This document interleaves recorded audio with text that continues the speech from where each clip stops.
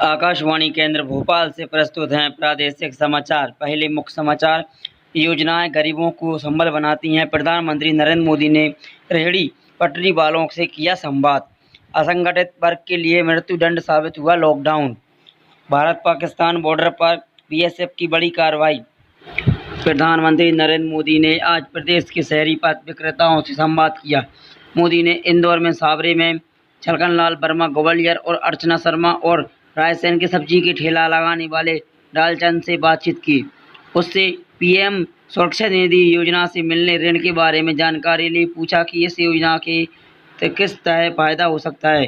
PM Modi ने कहा कि हमारे देश में गरीबों की बातें बहुत हुई हैं, लेकिन गरीबों के लिए जितना काम पिछले 6 साल में हुआ है उतना पहले कभी नहीं हुआ। हर वो क्षेत्र और सेक्टर जहां गरीब, पीड़ित, शोषित, वंचित अभाव में था, सरकार की योजनाएं उनका संबल बनाकर आई।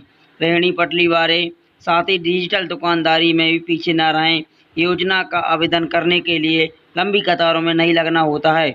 इस दौरान पीएम मोदी ने कहा कि सुरक्षा निधि योजना में 7% की ब्याज में छूट दी जा रही है।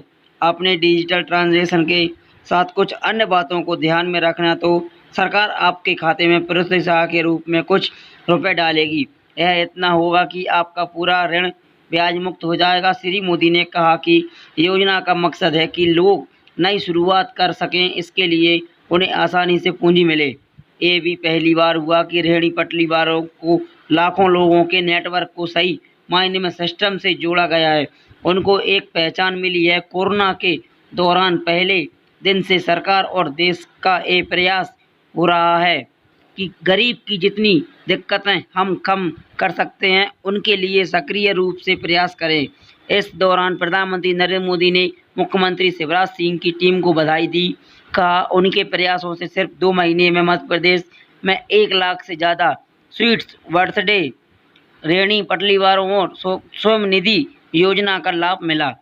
संवाद के दौरान इंदौर में सावरे में छलकनलाल वर्मा ने पीएम को बताया कि वह दिन भर में करीब 50-60 झाड़ू बना लेते हैं और बच्चे पत्नी मदद करते हैं। बच्चे पढ़ते भी हैं। पत्नी ने कहा कि हम लोग मिलकर झाड़ू बनाते हैं। किसान से खरीदकर खजूर की पत्ती लाते हैं। एक झाड़ू बनाने की खजूर की पत्ती, पाइप, लोहे का तार, लाइलॉन खरीदना पड़ता है। पीएम मोदी ने पूछा कि जब किसी को झाड़ू बेचते हो और किसी का पाइप ठीक हो तो उसे वापस लेकर खरीदने के बारे में सोचा। इस पर वर्मा ने कहा कि अब लोगों से पाइप भी खरीदना शुरू कर देंगे। अभी तक ये सोचा नहीं था कि पीएम मोदी ने कहा कि अगर आप पहले से कहना शुरू कर देंगे तो लोग रखना शुरू कर देंगे। इससे आपकी कमाई बढ़ेगी। हमारे देश में रिकाइलेशन सदियों पुरानी है। घरों में महिलाएं साड़ी खराब होने पर गद्दा बना लेती हैं। जब गद्दा खराब हो जाता है तो पोंछा बना लेती हैं। वहीं ग्वालियर की अर्चना शर्मा ने बताया कि वह टिक्की सेंटर चलाती हैं। उनके पति बीमार हैं। परिवार की जिम्मेदारी वह खुद उठाती हैं। अर्चना ने बताया कि पति के बीमार होने के बाद सब्जी का ठेला लगाना। कांग्रेस अध्यक्ष राहुल गांधी ने आज एक बार फिर कोरोना वायरस लॉकडाउन को लेकर मोदी सरकार पर निशाना साधा है।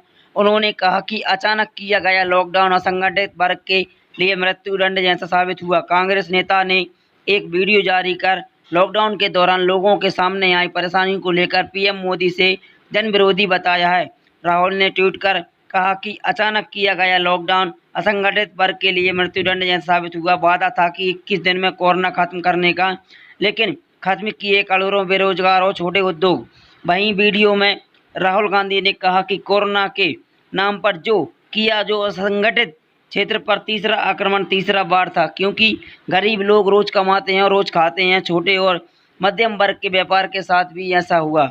जब आपने बिना कोई नोटिस लॉकडाउन किया, आपने इनके ऊपर आक्रमण किया। प्रधानमंत्री ने कहा कि 21 दिन की लड़ाई होगी। असंगठित क्षेत्र के लिए रीढ़ की हड्डी 21 दिन में ही टूट गई। उन्होंने कहा कि लॉकडाउन के बाद खुलने का समय आया।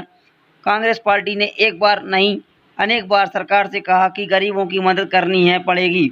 न्याय योजना जैसी एक योजना लागू करनी पड़ेगी। बैंक के अकाउंट में सीधा पैसा डालना पड़ेगा, लेकिन नहीं किया। भारत पाकिस्तान बॉर्डर पर बीएसएफ की बड़ी कार्रवाई। राजस्थान के श्रीगंगानगर से लगती अंतर्राष्ट्रीय सीमा पर बीएसएफ की ओर से बड़ी कार्रवाई को अंजाम देने की सूचना मिली है। मिली जानकारी के अनुसार बीती रात सीमा सुरक्षा बल के 91 बटालियन के सशक्त जवानों ने पाकिस्तान की सीमा में घुसपैठ भारतीय सीमा में घुसे 2 पाकिस्तानी घुसपैठियों को मार गिराया है। बताया जा रहा है कि बीएसएफ की सीमा चौकी खोयली पर पहले जवानों की ओर से घुसपैठ की चेतावनी दी गई। इसके बाद नहीं माने तो जवानों ने उन्हें मार गिराया। लगातार प्रदेश के सीमावर्ती इलाकों से मादक पदार्थों के तस्करी सूचना मामले आती सही है।